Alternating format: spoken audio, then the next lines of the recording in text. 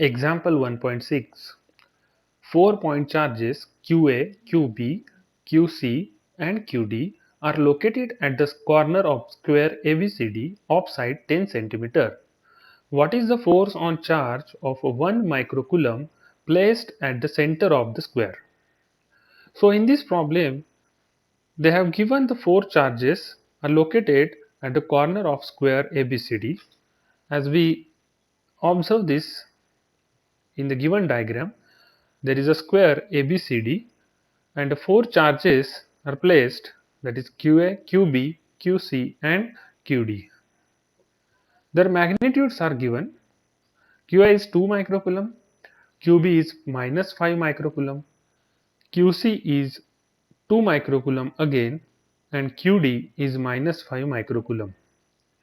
Now what we have to do is we have to find the force on Q1, which is located at the center of the square, and its magnitude is 1 microcoulomb. Okay, so this is what the task we have to find. So before we proceed, the question is the net force on Q1 is what, and for that we need to clear some concept. So let's start it.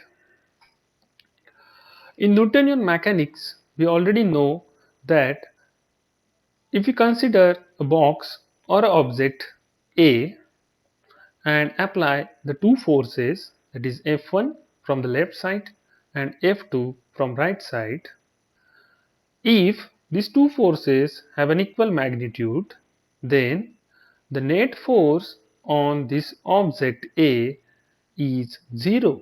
So net force is 0. Why?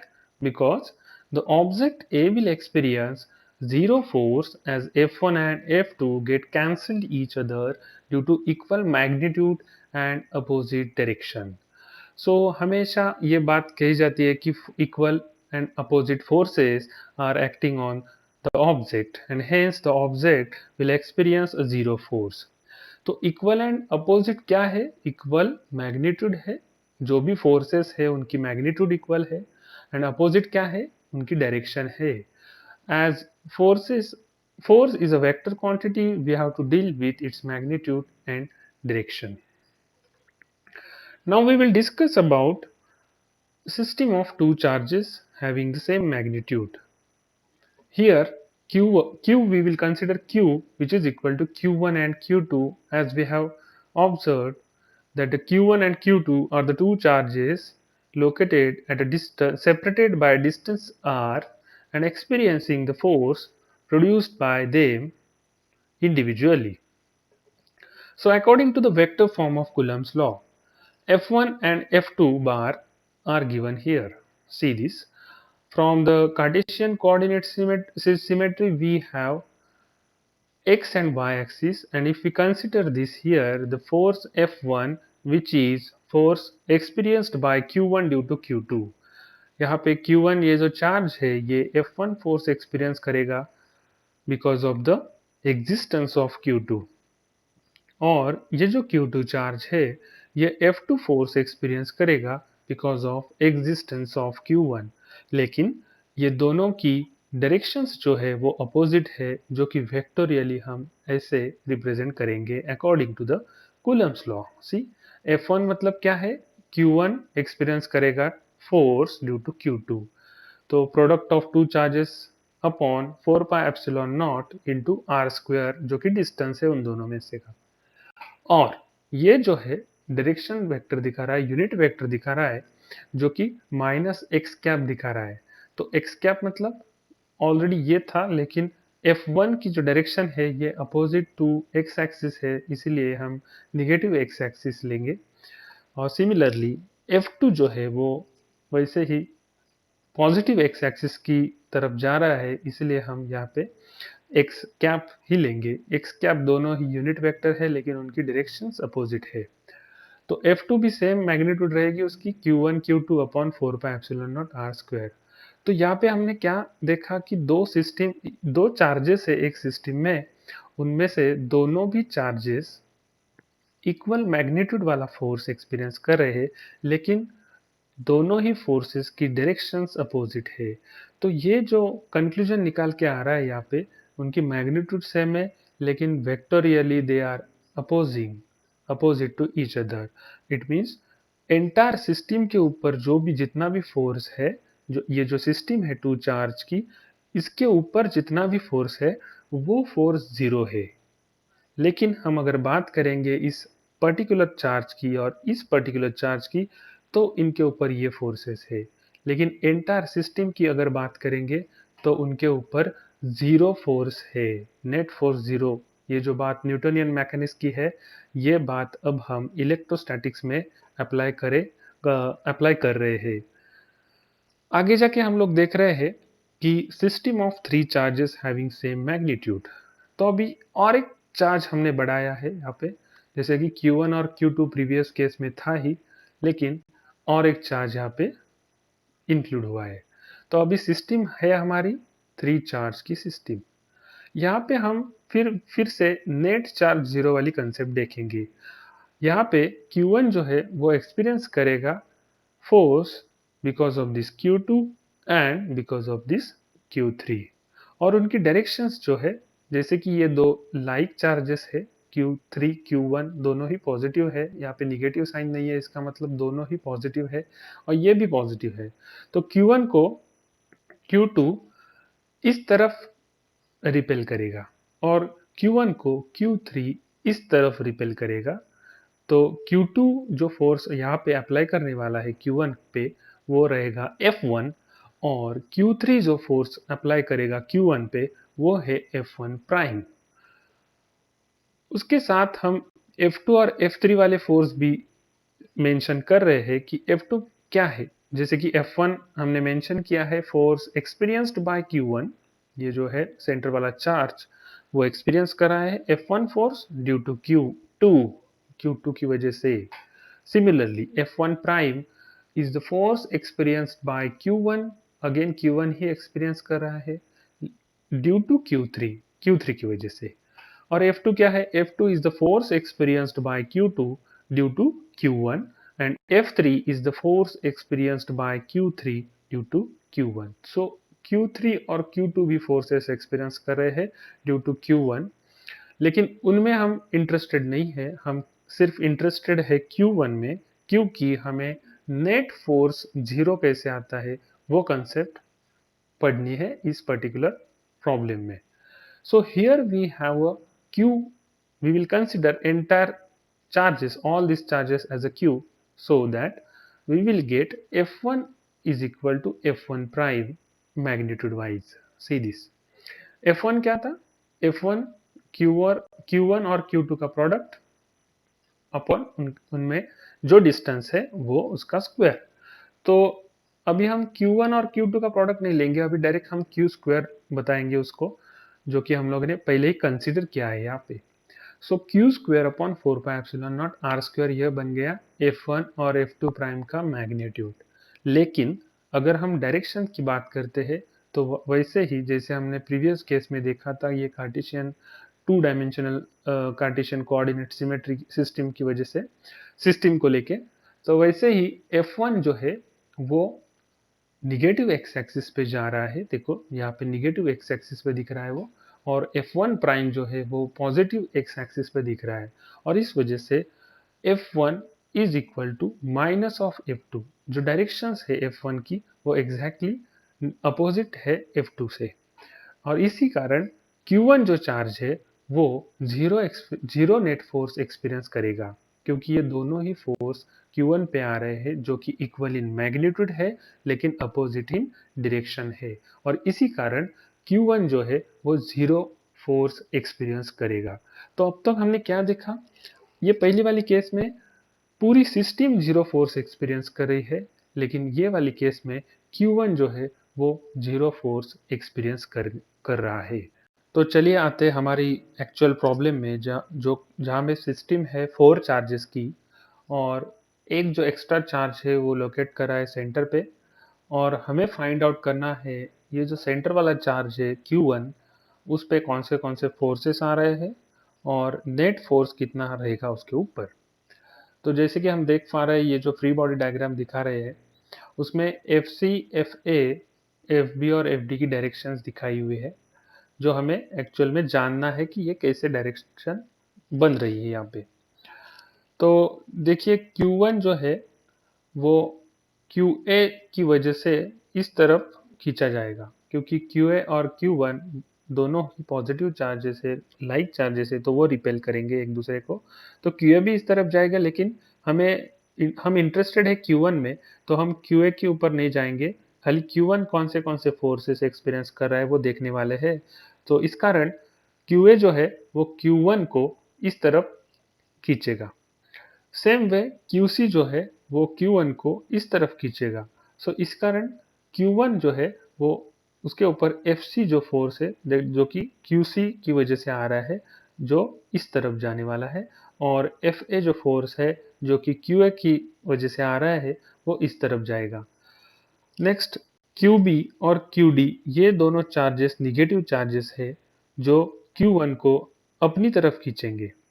तो QB Q1 को अपनी तरफ खींचेगा, सो इस कारण FB की direction ये होगी, और QD Q1 को इस तरफ खींचेगा अपनी तरफ, तो FD की डायरेक्शन इस तरफ होगी। और FA, FB, FC और FD ये जो भी है ये यहाँ पे लिखे हुए हैं, देखो फोर्स ऑन Q1 जो कि FA है, force on Q1 due to QA, force on Q1 due to QB जो कि FB है, ड्यू टू QC जो FC रहेगा, और ड्यू टू QD FD रहेगा। मैं वापस एक बार कह रहा हूँ कि Q1 में ही हम इंटरेस्टेड है, हम बाकी किसी भी चार्जेस के ऊपर कौन से फोर्स आ रहे हैं उसमें इंटरेस्टेड फिलहाल तो है नहीं, क्योंकि क्वेश्चन वैसा पूछा गया है। अभी हमें जैसे कि हमें पता है यहाँ पे Q1 सेंटर पे है, तो इस सेंटर से ये जो पॉइंट्स है कॉर्नर से उनका डिस्टेंस हमें पता होना चाहिए। जैसे कि बाय सिमेट्री हमें पता है ये जो स्क्वायर है इसका सेंटर ये एग्जैक्टली लोकेटेड इन बिटवीन रहेगा, और उनमें से ये जो भी डिस्टेंस रहेगा ये इक्वल ही रहेगा। लेकिन हमें मैथमेटिक्स की हेल्प लेके ये प्रूव करना है कि ये जो O है वो एक्चुअली लोकेट कर रहा है एग्जैक्टली सेंटर पे, और ये जो R है ये सेम है all this combination of four charges, that is QA Q1, QB Q1, QC Q1 and QD Q1। तो ये R वैल्यू हमें निकालनी है सबसे पहले, तो उसके लिए हम पाइथागोरस थ्योरम का यूज करेंगे, जिसमें ट्रायंगल ADC हम कंसिडर कर रहे हैं। प्रॉब्लम में गिवन दिया है 10 सेंटीमीटर साइड्स है इस स्क्वायर की, तो AD और DC 10 सेंटीमीटर हुआ। 1 सेंटीमीटर डायगोनल है इस स्क्वायर का जो कि हमें पता नहीं, तो x पहले निकालेंगे और फिर x का आधा जो कि r है वो हमें मिल सकता है। तो पहले हम पाइथागोरस थ्योरम यूज करेंगे। आप ट्रिग्नोमेट्री भी ले सकते हैं इस केस में और x वैल्यू निकाल सकते हैं, लेकिन मैंने यहाँ पे पाइथागोरस थ्योरम करके लेके सॉल्व किया है। सो ए सी स्क्वायर जो कि डायगोनल स्क्वायर क्या होगा, A D square plus D C square, ये जो उनके अपोजिट साइड है उनका स्क्वायर की सम हम लेंगे। तो ये 10 स्क्वायर दोनों के दिए हुए हैं साइड्स, उनका आंसर आ रहा है 200, और ए सी अंडर रूट 200 हमें 100 × 2 करके फाइनली 100 अगर हमने बाहर निकाला तो वो 10 रहेगा, रूट के बाहर निकाला तो 10 रहेगा, और ये अंडर रूट 2 वैसे ही रहेगा। तो x में x की वैल्यू जो है वो हमें 10√2 मिल रही है यहाँ पे। So finally we got that AC value, it means we got the diagonal. Now we are interested in AO, that is R actually. So AO is AC by 2 and that is 5√2 centimeter. So finally R जो है वो हमें मिला 5√2 centimetre. तो यहाँ पे हम अभी सब्स्टिट्यूट कर सकते हैं, ये जो वैल्यू है R की ये हमें मिल गई है। तो ये बात हम क्यों कर रहे हैं यहाँ पे हमें ये प्रूव करना है कि चार्ज जो है Q1 ये लोकेट कर रहा है centre of the square ABCD, और ये हम प्रूव कर रहे हैं mathematically using Pythagoras theorem. This means that the Q1 is at a same distance from QA, QB, QC और QD। ये बात बहुत ही इंपॉर्टेंट है, जब हम कूलम्स लॉ लगाने वाले हैं आगे जाके, तब ये जो डिस्टेंस है ये सेम होने के कारण कुछ रिजल्ट सामने आने वाले हैं, और वो हम देखते हैं। So, according to free body diagram, what we have is Fa and Fc are the two opposite directive force. Similarly, Fb and Fd are also opposite directive force, and we can represent them in this way vectorially.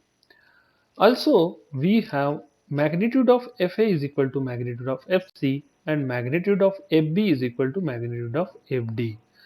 अभी ये बात कैसे सामने आ रही है, ये हमें देखना है यहाँ से। देखो एफ ए की जो मैग्नीट्यूड है वो K times Q one Q A upon R square, ये तो हमें कुलम्स लॉ को यूज करने के बाद रिजल्ट मिलने वाला है। यहाँ पे आर स्क्वेयर जो है वो हमने ऑलरेडी निकाला है वैल्यू को, उसको 5√2 सेंटीमीटर जो है वो आर की वैल्यू है, यहाँ पे स्क्वायर करके हम लिख सकते हैं। अब बात आ रही है क्यू ए और क्यू वन की, जो कि डायग्राम में दिए हुए है। देखो क्यू ए 2 सेंटीमीटर है, क्यू ए 2 माइक्रोकुलम है और क्यू वन 1 माइक्रोकुलम है।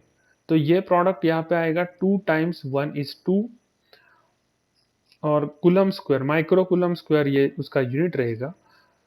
सेम वे एफ सी जो है force due to Q C, उसमें Q1 और QC का मल्टीप्लिकेशन आने वाला है। तो Q1 वापस 1 माइक्रोकुलम जो कि है, QC फिर भी 2 माइक्रोकुलम ही है और इस कारण इन दोनों का मल्टीप्लिकेशन भी 2 माइक्रोकुलम स्क्वायर रहेगा। तो ये जो वैल्यू है Q1 टाइम्स QC और Q1 टाइम्स QA, ये दोनों ही वैल्यू सेम आएगी। जैसे कि आपको पता है K वैल्यूज कांस्टेंट है, R तो हम पहले ही हमने कांस्टेंट पहले ही हमने निकाला है। तो ये जो पूरी टर्म है इसकी वैल्यूज जो है वो कॉमन या फिर सेम आने वाली है और इस कारण हम ये यहाँ पे लिख सकते हैं कि एफ ए और एफ सी ये दोनों ही इक्वल मैग्नीट्यूड वाले फोर्सेस है। सिमिलरली हम ये भी लिख सकते हैं कि एफ बी और एफ डी, जहाँ में Q1 तो है लेकिन QB और QD जो कि 5 माइक्रोकुलम और 5 माइक्रोकुलम विथ नेगेटिव साइंस दिए हुए हैं, तो इनका प्रोडक्ट भी सेम आएगा और इस वजह से FB और FD ये दोनों ही फोर्स मैग्नीट्यूड वाइज इक्वल रहेंगी।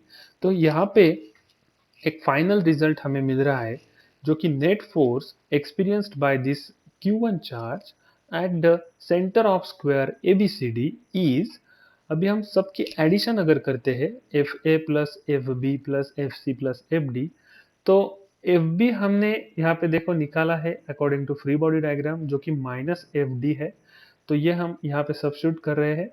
एफ सी जो है वो actually F A is minus F C, so F C is minus F A, तो ये हमने यहाँ पे माइनस साइन लिए विथ एफ ए और एफ डी तो वैसे ही रखा। इसके कारण फाइनली ये सारे के सारे वैल्यूज कैंसल हो जाएंगे और हमें जीरो नेट फोर्स मिलने वाला है इस Q1 चार्ज के ऊपर। सो फाइनली हमने देखा कि ये जो Q1 चार्ज है जो कि लोकेटेड है सेंटर पे स्क्वायर के, वो जीरो फोर्स एक्सपीरियंस कर रहा है ये जो चार चार्जेस है कॉर्नर पे उनकी वजह से। और इसका मतलब क्या हो रहा है कि जो Q1 है ये एक्चुअली स्टेशनरी होने वाला है, इसकी वेलोसिटी जीरो होगी क्योंकि इसके ऊपर नेट फोर्स जो है वो जीरो है। तो यही कंक्लूजन सामने आ रहा है इस प्रॉब्लम के माध्यम से। Thank you so much.